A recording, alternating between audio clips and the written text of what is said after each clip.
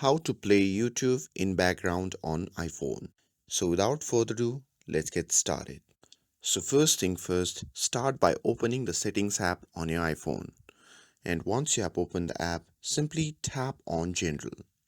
Once you are in the General section, simply find Picture in Picture option and select it. And now ensure that Start PIP automatically is enabled. And with that, close the settings app and open the YouTube app on your device. Once you have opened the app, simply tap on your profile icon shown at the bottom right corner of the screen. Once you are in your profile section, simply tap on the gear icon shown in the top right corner of the screen. And after tapping on that, you will be prompted to the settings section. Once you are here, simply scroll down and tap on option labeled playback under video and audio preferences.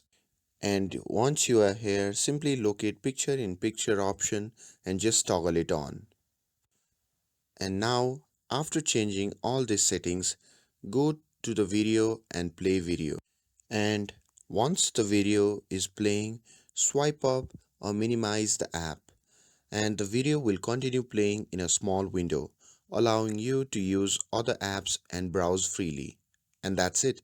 Now you can enjoy YouTube video in background on your iPhone.